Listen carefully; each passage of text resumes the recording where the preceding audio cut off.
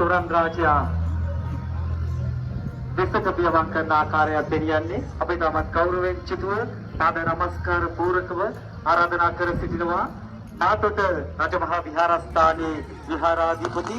සමස්ත ලංකා ශාසන ආරක්ෂක බල මණ්ඩලයේ විධායක සවික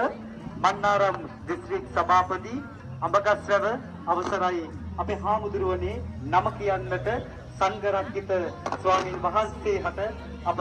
පාද නමස්කාර පූර්වක ආරාධනා කර සිටිනවා ඔබ වහන්සේගේ පින්වන්ත සුරටින් බුද්ධ ප්‍රතිමාව නිරාවරණය කිරීමත් එවැගේම බුදුරැස් මාලාවේ විදුලි පහන් ආලෝකමත් කිරීමටත් ඔබ වහන්සේට අප ගෞරවයෙන් චිතු ආරාධනා කර සිටිනවා එවැගේම ඊළඟට මෙම තොරණේ සෙසු විදුලි බුබුලු ගැල්වීම සඳහා 54 වන පබල සේනාංකේ සේනාංකාධිපතිතුමනි ඔබතුමන් හට අපි තාමත් ගෞරවයෙන් චිතුව ආරාධනා කර සිටිනවා ඒ වගේම 541 වන බල සේනාංකේ බල සේනාධිපතිතුමනි ඔබතුමන් හට අපි තාමත් ගෞරවයෙන් චිතුව මේ මොහොතේදී ආරාධනා කරනු ලබනවා මෙම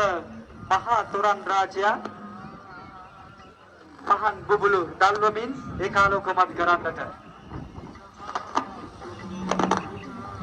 මෙව වසුන් කලාපය තුල බොහෝ පිරිසක් net අයා සිටි ඒ සොඳුරු මොහොතටයි අප දැන් එළඹ තිබෙන්නේ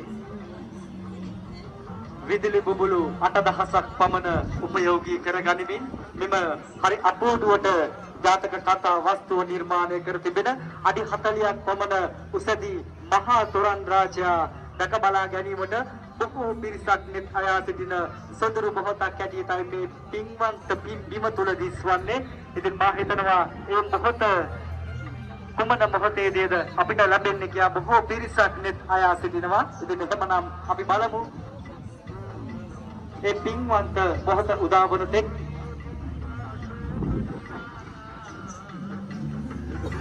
තොරණින් ஒளியை ஏற்றிய பௌத்த மத குருமார்கள் உயர் அதிகாரி அவர்களுக்கு தமது நன்றியை தெரிவித்து சந்திரனுக்கு ஒப்பான புத்த பெருமானின் இந்த